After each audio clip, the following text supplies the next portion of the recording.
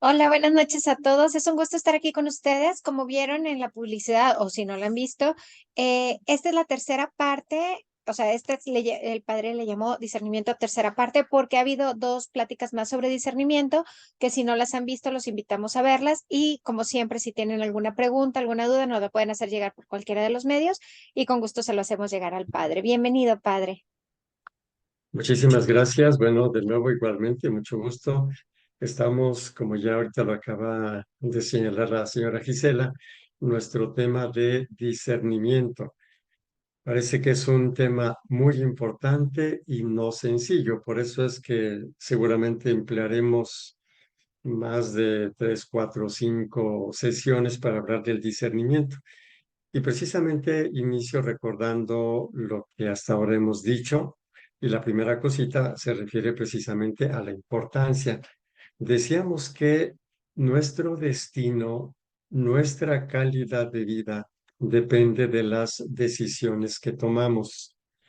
Uno podría decir, sí, depende de lo que sucede, claro, pero ante lo que sucede nosotros fuimos tomando decisiones que nos fueron llevando al punto en el que nos encontramos. Entonces, la primera afirmación es que nuestro destino, nuestra calidad de vida depende de nuestras decisiones y nuestras decisiones dependen de nuestro discernimiento. Es cierto que se puede hablar de discernimiento espiritual e iremos hacia allá. Llegará algún momento en el que nos detengamos para hablar sobre el discernimiento espiritual. Pero este tema del discernimiento espiritual se vería muy pobre si nosotros no tenemos claro qué significa discernimiento y también en qué ámbitos de nuestra vida lo desarrollamos. La segunda cosa, decíamos que, bueno, hay muchos ámbitos de discernimiento y se requiere habilitarse para poder ejercitar un discernimiento correcto, un discernimiento útil. Había puesto ejemplos de muy diferente tipo. No sé, por ejemplo, en la economía, ¿no? Conviene invertir, no conviene invertir. Entonces nosotros nos dirigimos a una persona que está capacitada para discernir, es decir, para entender de qué naturaleza es lo que está pasando a nivel económico y como puede entender mejor qué es lo que está pasando, también nos ayudará a tomar mejores decisiones, ¿sí? Y está el ámbito psicológico, el ámbito sociológico, el ámbito médico, el ámbito espiritual. A nosotros nos interesa por ahora el ámbito humano, ¿sí?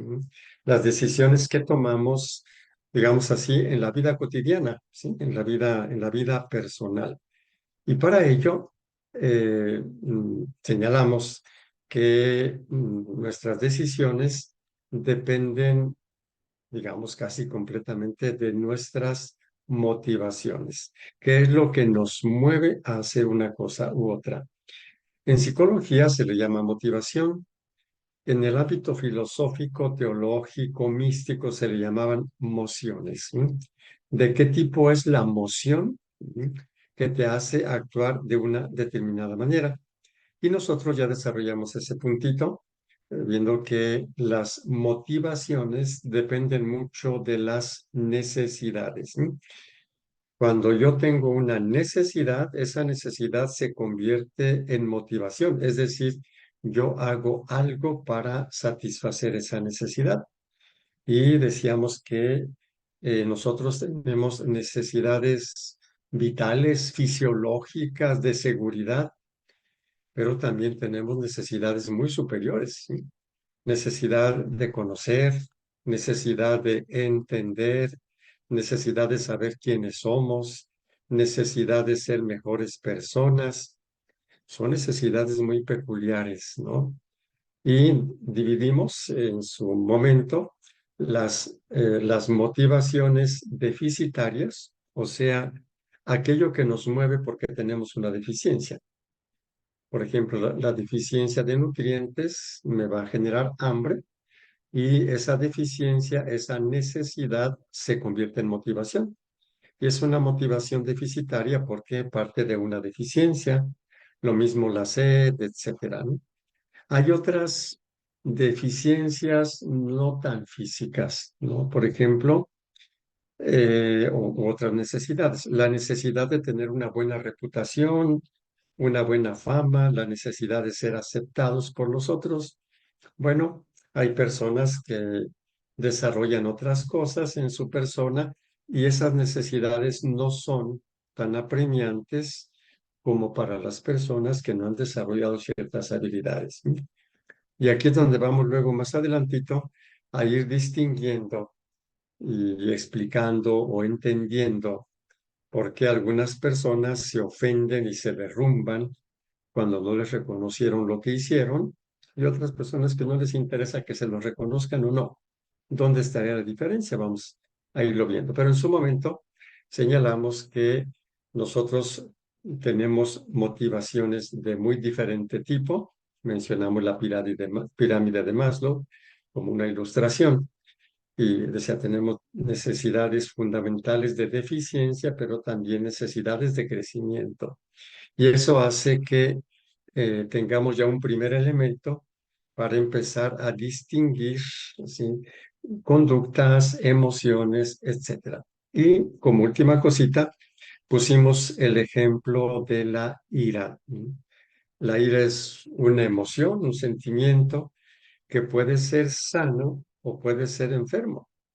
De hecho, ahí en el Evangelio de Marcos, en el capítulo 3, cuando se narra que Jesús fue a la sinagoga, casi al principio había un hombre con una mano tullida y era sábado, entonces los judíos estaban viendo a ver si Jesús curaba en sábado para criticarlo y echárselo encima.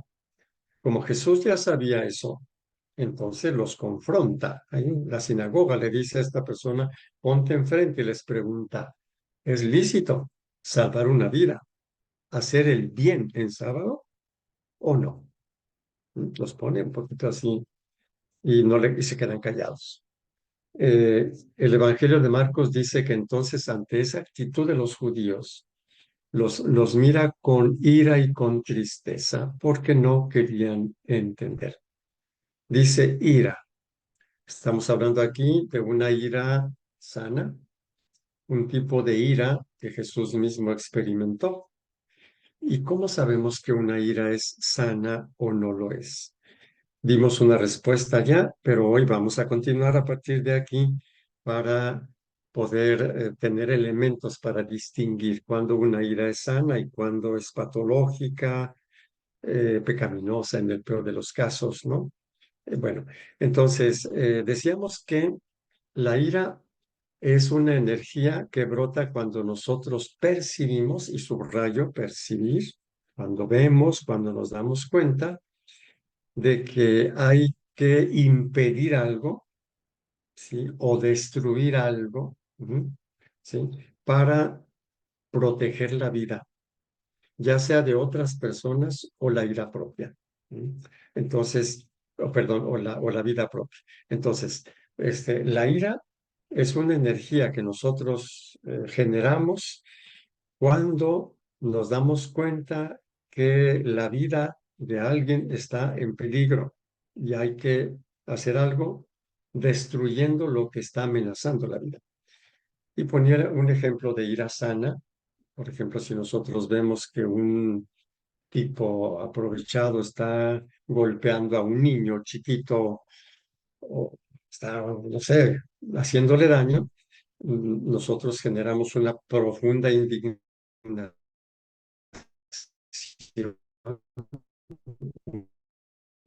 una ira, sin proteger una vida inocente, a proteger a un indefenso. Eso es algo bueno. Ahí nosotros diríamos, se trata de una ira sana. No sentir nada, no sentir ira y ver que sucede eso, es como no tener vida. Es decir, no podemos protegerla.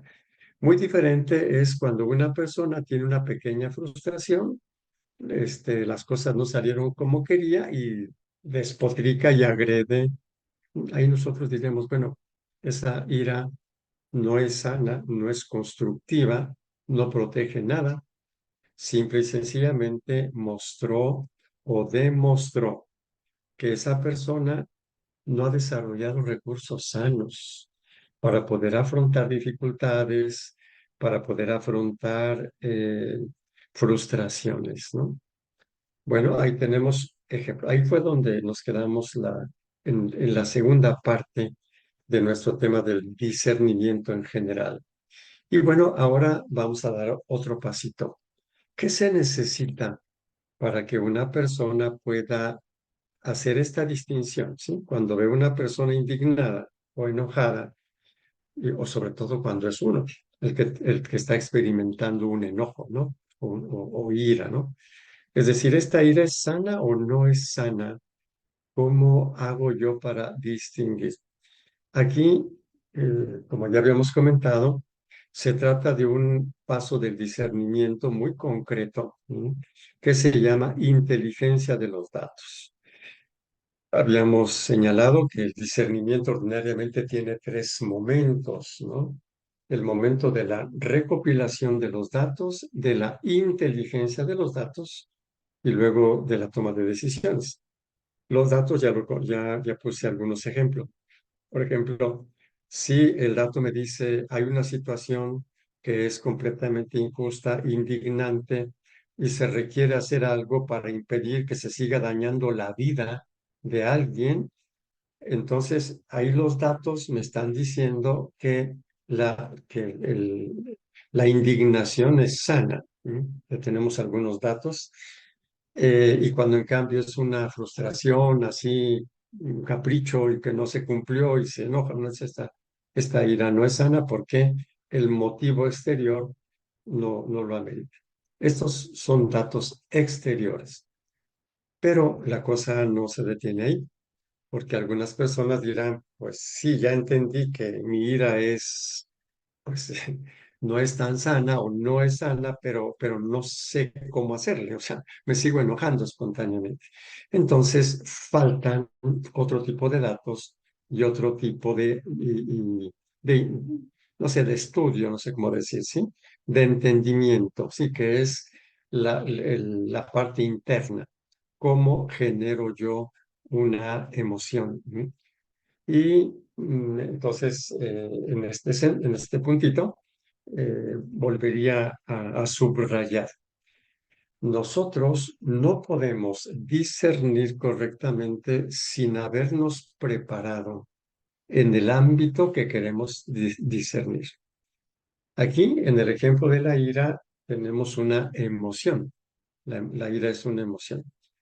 Si yo no tengo un conocimiento suficiente de qué es una emoción, cuáles son sus partes, cómo se estructura, cuáles son los puntos que yo puedo manejar, los que no puedo manejar de las emociones. O sea, si yo no estudié un poquito lo que son las emociones, yo no voy a poder hacer discernimiento. Ya lo habíamos comentado en su momento, ¿no? Para que alguien haga un discernimiento correcto, funcional en la cuestión económica nacional o mundial, se requiere alguien que haya estudiado economía. Sus estudios de economía le permiten entender los datos, ¿sí? Lo mismo sucede, no sé, en medicina, ¿sí? Una persona tiene un malestar. Sí, ya sé que es un malestar, pero ¿de qué se trata? Entonces, bueno, habrá personas que estudiaron medicina y por lo tanto tienen el instrumental mental para la inteligencia de los datos. Este segundo punto, la inteligencia de los datos en el discernimiento es central. De nada me sirve tener datos si no sé de qué se trata. Y en ese sentido, bueno, en cuestión de las emociones, pues digamos que si uno estudia psicología, pues qué bueno, la carrera, ¿verdad? Pero bueno, también existe una cultura, vamos a decir así, suficiente para que una persona pueda entender sus emociones, poder manejarlas, ¿sí? Y poder discernirlas y por lo tanto sanar su vida. De hecho, esto es lo que sucede en una buena terapia. Si el terapeuta es capaz y va una persona con problemas emocionales, iracunda, demasiado ansiosa y cosas por el estilo, el terapeuta, entre otras cosas, le va a dar las herramientas, el conocimiento suficiente para que esa persona gestione las emociones que le perjudican, vamos a decir así, o que no son sanas, ¿no?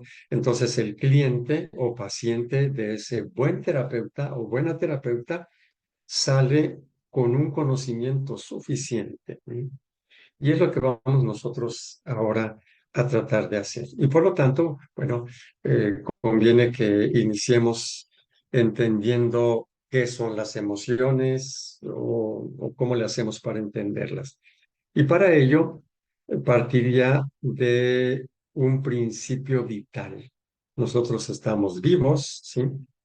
Y dentro de nuestro organismo tenemos, no sé cómo decir, mecanismos muy sabios para vivir, para seguir viviendo, para proteger nuestra vida, ¿sí? Instinto de conservación, y para nutrir nuestra vida. Nosotros tenemos mecanismos muy sanos, muy sabios, perdón, muy sabios, y muchos de estos mecanismos, por eso le llamamos mecanismos, son involuntarios. Por ejemplo, si nosotros estamos en algún lugar y escuchamos que se está derrumbando algo y no sabemos qué es, oímos el ruido y posiblemente nos caiga en la cabeza, nosotros hacemos movimientos protectores, agachamos la cabeza para que no nos peguen la cara, en los ojos, lo que sea. Quizá ponemos la espalda en lugar del pecho, ¿sí? En movimientos que son instintivos. Eso no lo tuvimos que aprender. Eso es sabiduría vital. Con esto lo que quiero señalar es que nosotros estamos programados para vivir. Estamos con un equipaje muy sabio para vivir. Y cuando nuestra vida está en peligro, eh, se, se, se despiertan esos mecanismos en fracciones de segundo. ¿Por qué? Pues porque se trata de la vida. Es una cuestión de vida o muerte. Y le llamamos instintos. Aparte de los instintos, para esa protección de la vida tenemos emociones, no solamente instintos. Y claro que las emociones no son solo para proteger la vida cuando está en peligro. También serán las emociones positivas cuando uno se desarrolla, está pleno y los vamos a tener en cuenta. Pero decíamos que nuestro objetivo es entender las emociones y en este caso la ira, ¿verdad? Y ahora empezamos a entender por qué es a veces difícil manejarla, por la velocidad con la que aparece. Entonces, aquí, primera cosita, todas las emociones están en función de la vida. Aunque les llamemos emociones negativas, digamos que su intención siempre es positiva, ¿sí?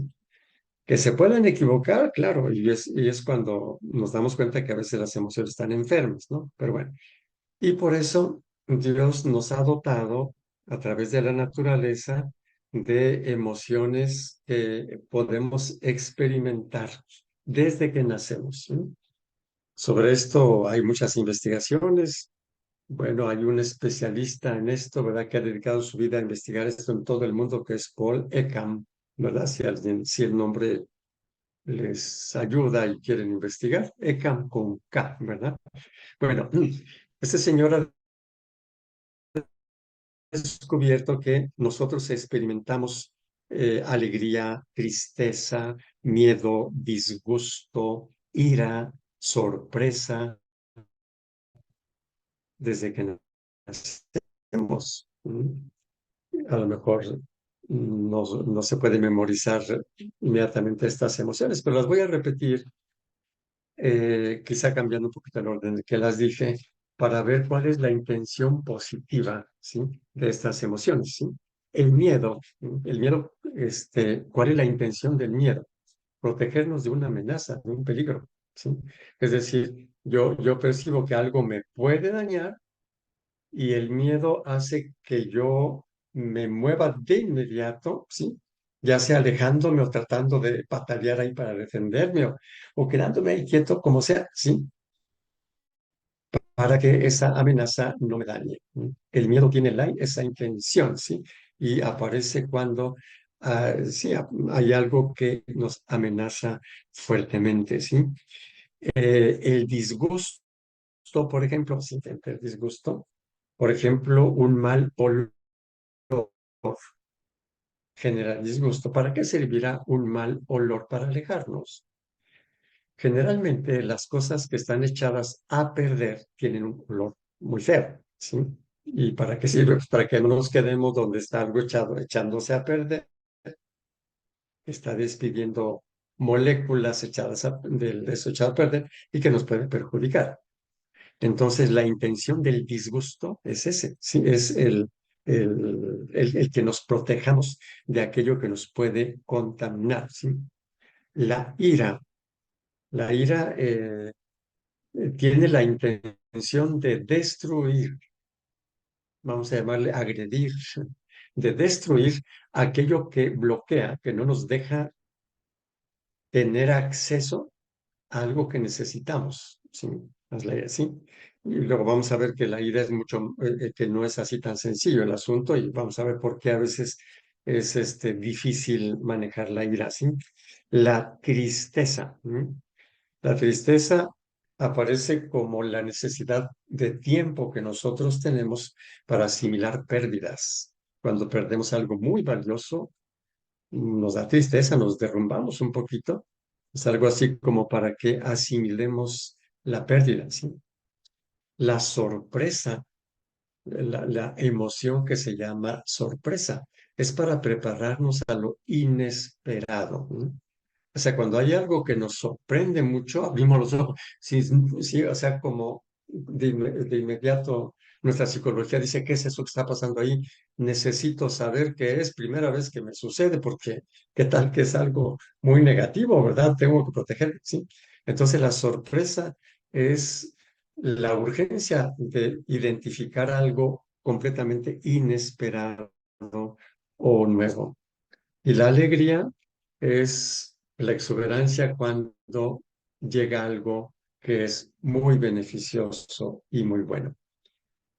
No sé hasta qué punto resulta claro que todas las emociones están a favor de la vida, ya sea protegiéndonos de un peligro, ya sea destruyendo una amenaza, ya sea alejándonos de algo que está echado a perder, etcétera, etcétera. Ya cuando nosotros vamos creciendo y tenemos uso de razón, entonces podemos empezar o desarrollamos otro tipo de emociones. La culpa, la vergüenza, el orgullo, los celos, la envidia. Un recién nacido puede sentir asco, puede sentir enojo, puede sentir miedo, pero un recién nacido es muy difícil que sienta vergüenza, ¿verdad? O que sienta culpa, o que sienta envidia. Un bebé de 3, 4 meses porque estos sentimientos o emociones requieren ya de una parte cognitiva. Claro que esa parte cognitiva desarrollada también va a influir en las emociones que señalé hace un momento. Aquí lo importante, como decía, esta plática estamos dedicándola a el desarrollo de la inteligencia para poder discernir emociones. ¿Sí? Y bueno, entonces la primera cosita es que todas las emociones están a favor de la vida y en ese sentido todas son emociones positivas, aunque algunas sean muy desagradables, ¿no? Como el asco, por ejemplo, como etcétera, ¿no? El disgusto, pero simplemente se sienten feo y como se siente feo, le llamamos emociones negativas. Y bueno, en más de alguna ocasión le seguiremos llamando así, siempre y cuando seamos conscientes de que todas las emociones tienen una intención positiva. Segunda cosita, entonces la primera es que esa es la intención de todas las emociones, pero el organismo, ya sea humano o de un mamífero que no sea humano, el organismo debe ser capaz de percibir aquello que le genera una emoción. Es decir, nosotros no vamos a tener ninguna emoción si no percibimos nada. ¿Mm? Ya más adelante pondremos ejemplos, ¿no? Entonces, el organismo debe, digo organismo, no la mente, no la razón necesariamente. El organismo, luego a lo mejor ponemos por ahí algún diseño del cerebro para ver que hay otras instancias del cerebro que no son precisamente la consciente, la que hace las primeras evaluaciones, ¿sí? De si aquello que tenemos enfrente, es contra la, o sea, pone en peligro mi vida o la favorece. Hace una, hacemos, el organismo hace evaluaciones preconscientes o incluso inconscientes, ¿sí? Entonces, por ejemplo, vamos a suponer que se va acercando una serpiente hacia mí, ¿sí? Si yo no percibo la serpiente, yo no me asusto. ¿Mm? Es decir, primero tuve que haberla percibido y percibido como peligrosa. ¿Mm? Si yo estoy dormido y se va acercando una serpiente, yo estoy en soberano peligro, pero no siento nada porque estoy dormido. ¿Qué quiere decir que estoy dormido? Pues que no percibo el peligro. Entonces, digamos que una condición indispensable para que yo tenga una emoción es haber percibido un estímulo, algo, y haberlo percibido como peligroso o amenazante, ¿sí? Haberlo percibido así, ¿sí? Interpretado de esa manera. Ese es un segundo elemento de la emoción que es centralísimo. Un libro de John Powell que me recuerdo, no recuerdo exactamente cuál era ese libro, si era, me parece, plenamente humano, plenamente vivo, ¿no? Pone el ejemplo de un hombre que llega a su casa en la noche, está abriendo la puerta de su casa, voltea hacia un lado y veo, y en el pradito que está ahí, veo una serpiente de 2 metros. No, pues se mete, al otro día cuando a su casa y se protege. Al otro día se asoma y ve que era la manguera. Este ejemplo nos dice lo importante que es la percepción en las emociones, no necesariamente consciente. ¿Mm?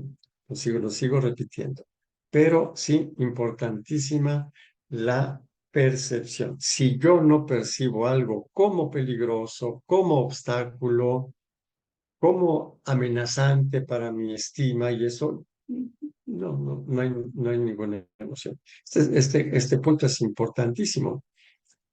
Cuando yo percibo algo y, y lo veo como amenazante, mi cuerpo se prepara para eso que percibí.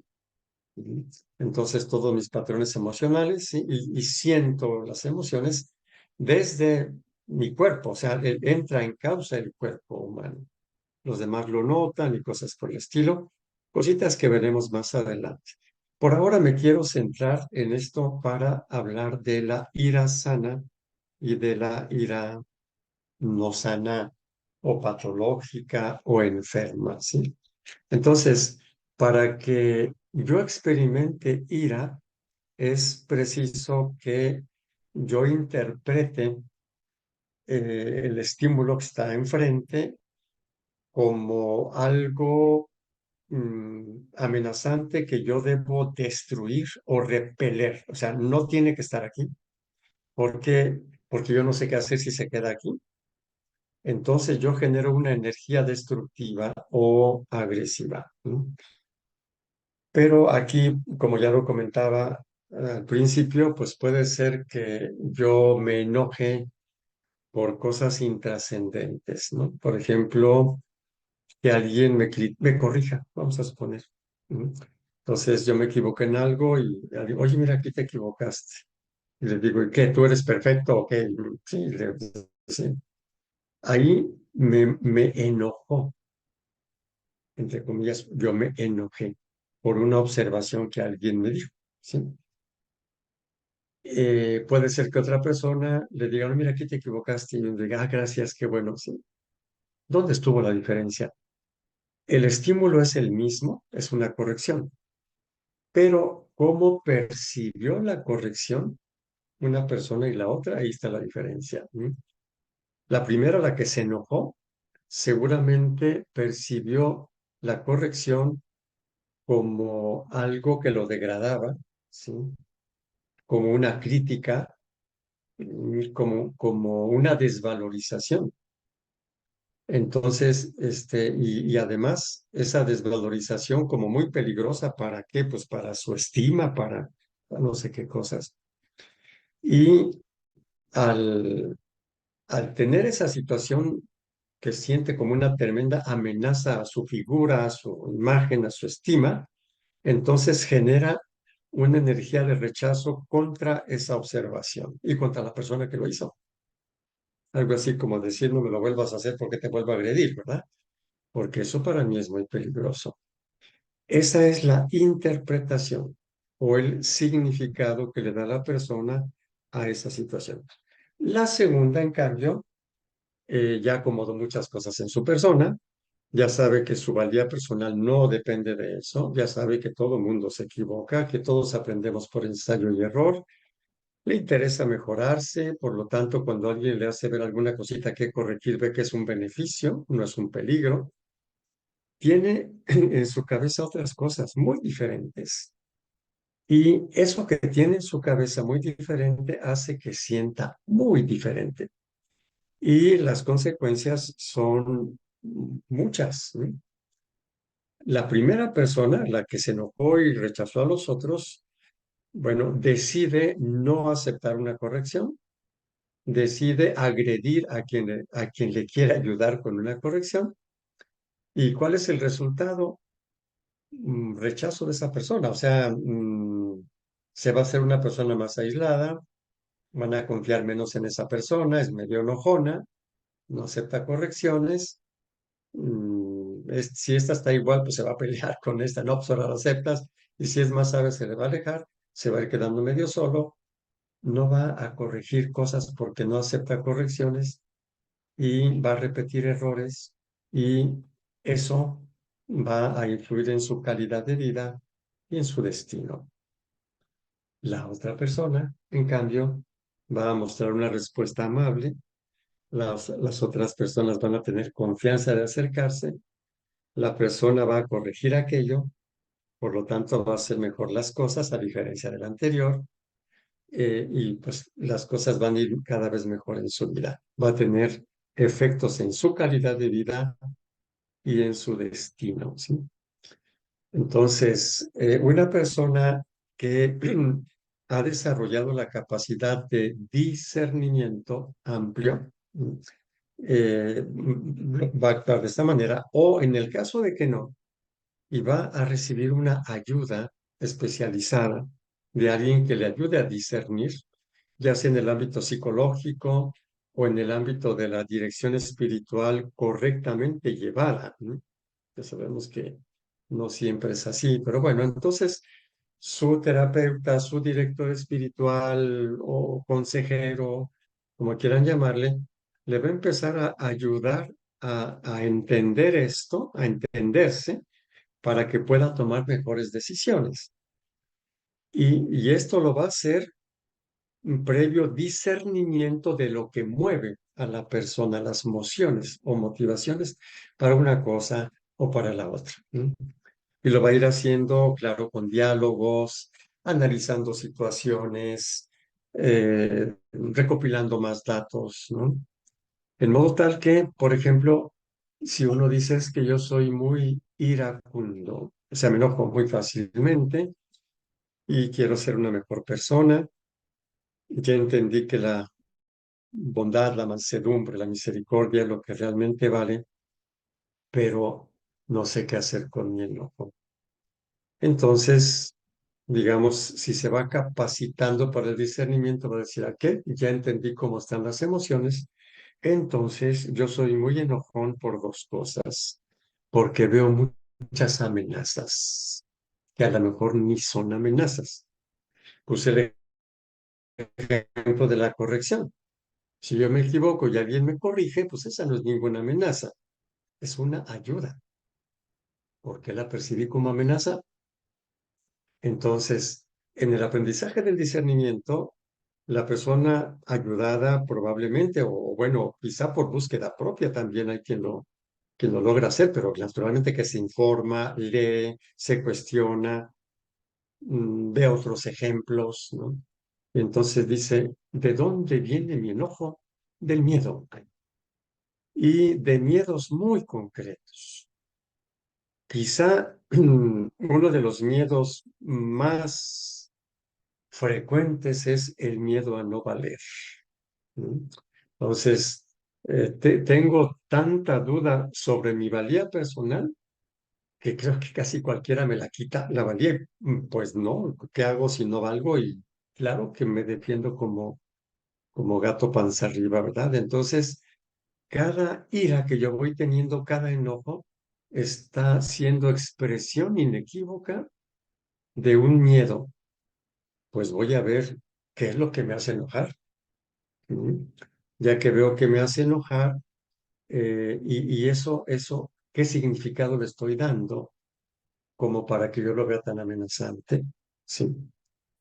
No es sencillo porque estamos programados para enojarnos por esas cosas que vamos a decir un momentito más, ¿sí?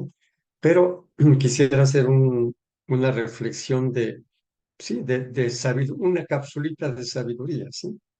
Entonces, por ejemplo, hay personas que dicen, oiga, es que yo me enojo muchísimo, me repatea que esta persona haga esto y estoy enojándome por eso continuamente, pues aunque te repatee, la cosa sigue igual, por eso te sigue repateando, ¿verdad? O sea, te enojas porque existe esto. ¿Y qué pasa? Pues sigue existiendo. Nada más te has desgastado con el enojo. ¿Qué pasa si ves eso y dices, ok, eso no depende de mí, ya le puse todas las ganas con mi enojo, sigue sucediendo, la otra persona se sigue yendo de boca donde no tendría que ir, me da coraje por eso? Entonces, pues voy a aceptar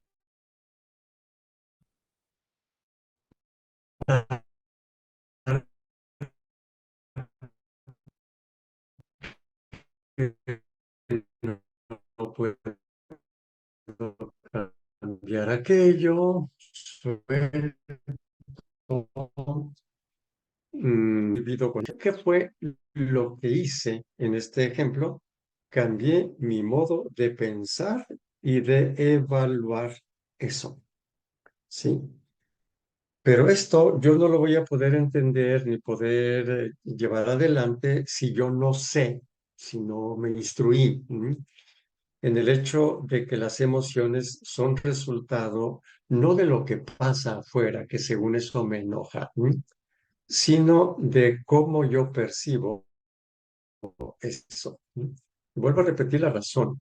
Si alguien hace algo que me enoja mucho, vamos a suponer que pone una cara así que me enoja mucho, pero yo estoy dormido, esa cara que está poniendo no me genera nada. ¿Por qué? Pues porque esa cara no es la causa de mi enojo. La causa de mi enojo es que yo me despierte y ponga a trabajar mi parte consciente y le dé una interpretación determinada, y mi enojo es el resultado directo de mi interpretación. Lógico que mi interpretación depende de mi modo de pensar, la mentalidad y todo lo que se quiera.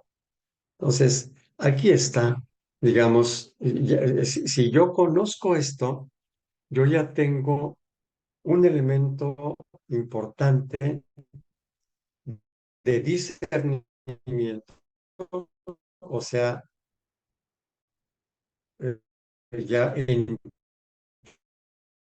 entiendo mejor de dónde viene mi enojo, ¿sí? Y superar ese enojo, evitar ese enojo de una manera muy sabia. Pero también resulta de que hay otros elementos, y voy a referirme a otro, y con este terminaremos esto, ya después continuaremos, ¿verdad? El otro es que esas interpretaciones yo las tengo no razonadas, sino memorizadas. Cuando nosotros tenemos 10 años de edad, ya tenemos 10 años de experiencia, son muchísimas. Estamos apenas a los 10 años de edad, o 5. Imagínense a los 30, 40, 50, 60 años de edad, 70, ¿sí? Tenemos nosotros muchísimas experiencias memorizadas.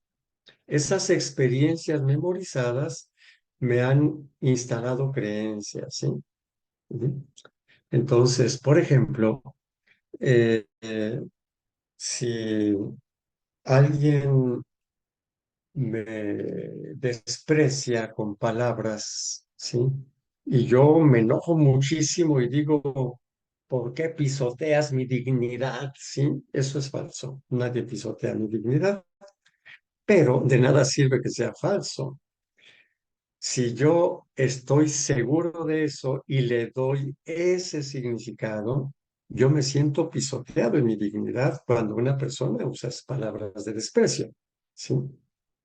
Entonces, yo percibo y le doy el significado a las cosas no a partir de mis razonamientos, ¿no? Se lo doy a partir de mis aprendizajes. Y si yo no reacciono, o sea, si yo no hago algo específico, yo voy a seguir dándole ese significado hasta que me muera, ¿sí? Voy a seguir repitiendo de memoria las cosas, ¿sí? Entonces, volviendo al discernimiento, cuando alguien dice, oiga, si ya entendí que, que yo me enojo por esto que no tiene caso, ya entendí que no tiene caso, pero no puedo evitar enojarme. Ah, perfecto, porque tú ya entendiste que no tiene caso cuando razonas, pero tu creencia memorizada sigue estando como primera instancia. Necesitarás instalar otra creencia. ¿Y cómo le hago? Por ensayo y error. Ujú. Incluso, por ejemplo, voy a poner el ejemplo otra vez de la corrección. Ujú. Vamos a suponer que yo ya me corrigen y le insulto al otro porque me corrigió, ¿verdad? Entendí mal algo que es muy positivo. Bueno, después reacciono, digo, no, yo quiero cambiar, voy con alguien, me ayuda a entender, ¿no? Que es una cuestión aprendida, que es una ayuda, si ya lo entendí, y la siguiente vez que me corrigen, le respondo igual porque no tuve tiempo de pensar. En efecto, no tuve tiempo de pensar porque la reacción memorizada es muchísimo más veloz, está ya automatizada. ¿Qué puedo hacer? Entonces, vamos a suponer que me corrigen, me enojo, despotrico, y ya pasó el enojo y digo, volví a fallar. ¿Qué puedo hacer? Ir con la persona y decirle, oye, discúlpame, tú me estabas ayudando y yo me molesté. ¿Mm? A ver, me hiciste ver esto, ¿verdad? Muchas gracias. Me estás ayudando a verlo y a corregir. ¿Quién me impide hacer eso? Cuando una persona lo va haciendo una y otra vez, o una vez que lo haga porque es fuertecito hacerlo, es como dificilito hacerlo, es probable que a la siguiente la persona casi al mismo tiempo se dé cuenta y no reaccione así. Y si no, pues lo hará cuantas veces sea necesario, ¿sí? O sea, no aguanta, pide disculpas, etcétera. Dice, ayúdame, estoy haciendo un trabajo personal, lo que sea. Si uno no lo intenta por ensayo y error, la creencia original persiste. O sea, yo voy a seguir interpretando de la misma forma las cosas y por lo tanto reaccionando de la misma forma. Entonces, tratando pues de englobar lo que hoy comentaba, poniendo como ejemplo discernimiento sobre la ira. Luego después va a ser interesante sobre la tristeza y la depresión, por ejemplo, sobre el miedo, más ampliamente, ¿sí? Sobre la ira, bueno, la ira ya, perdón, o sobre las cosas positivas, ¿verdad?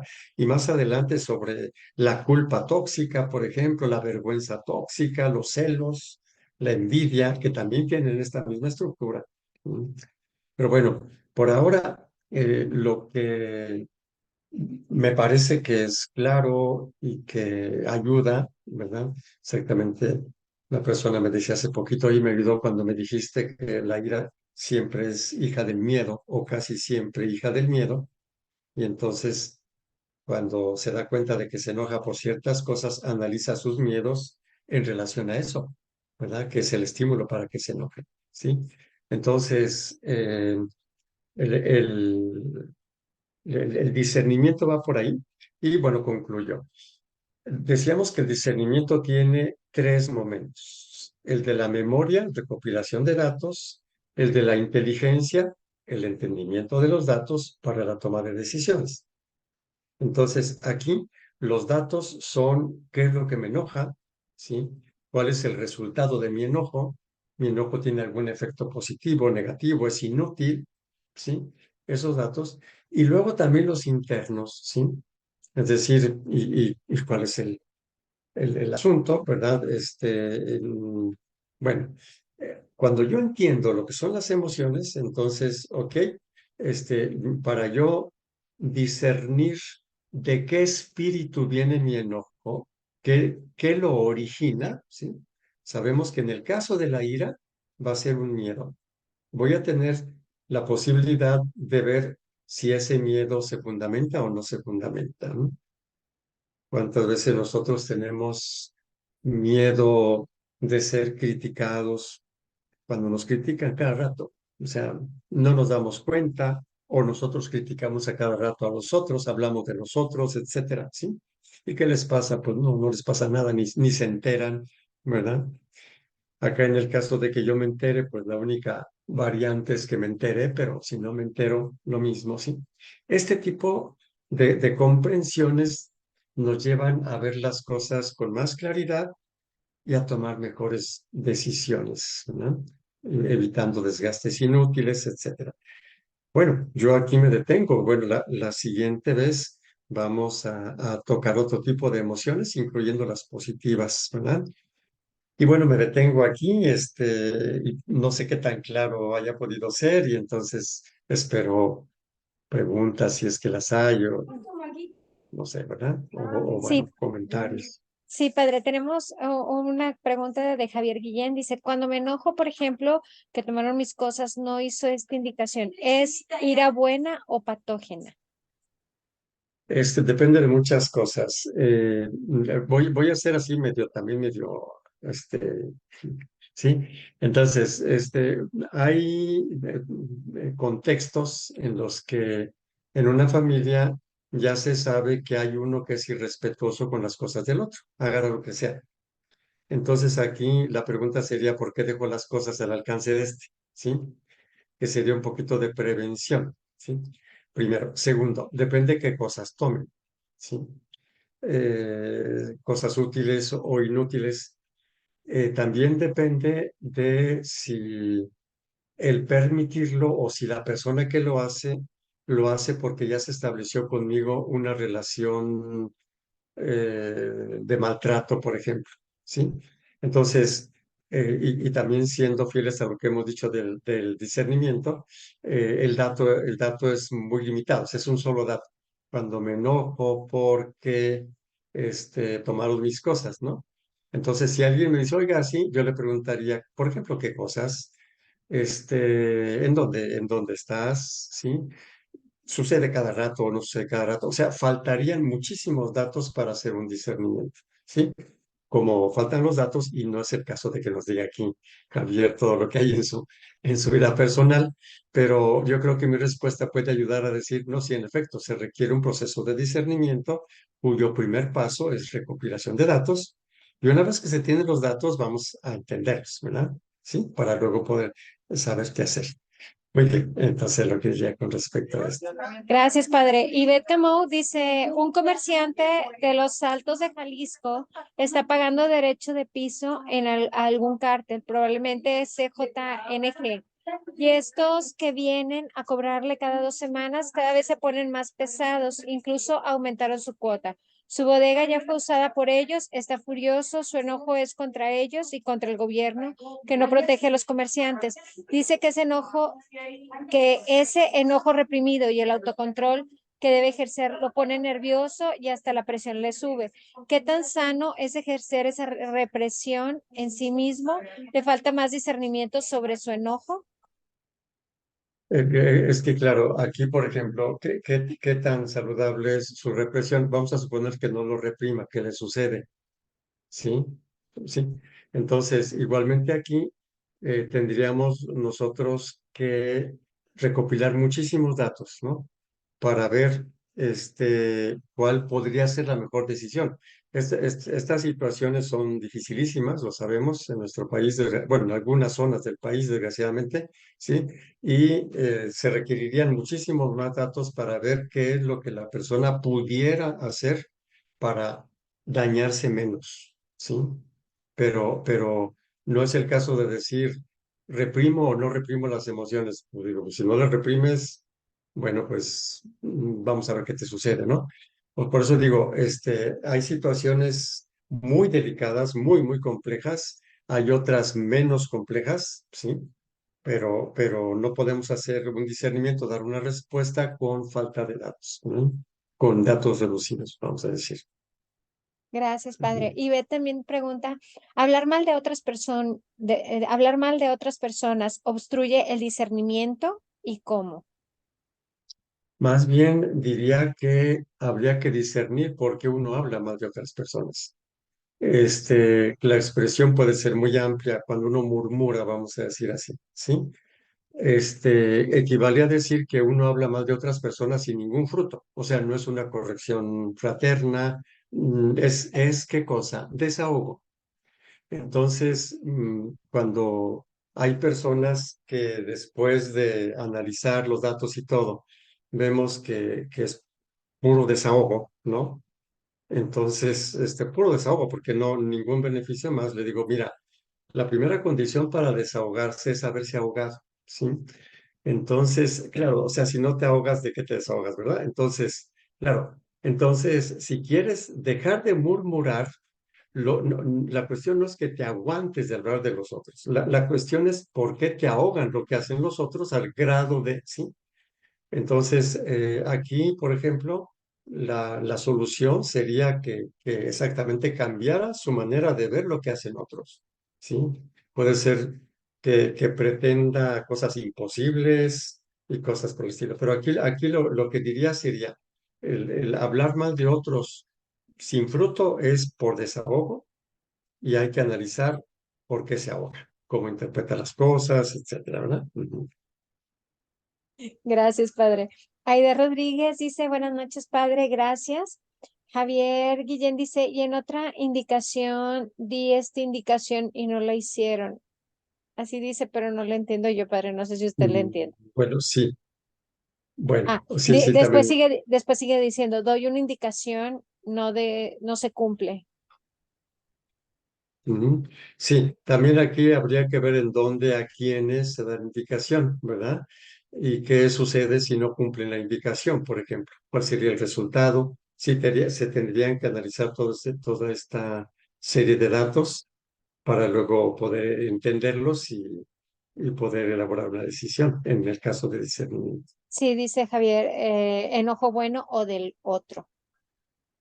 Ujú. Y tenemos unos comentarios de la semana pasada. Ivette preguntaba, ¿la inteligencia y la voluntad son fases del discernimiento o se deben activar simultáneamente? Si no se activa una de estas, ¿denota una falta de capacidad de discernimiento?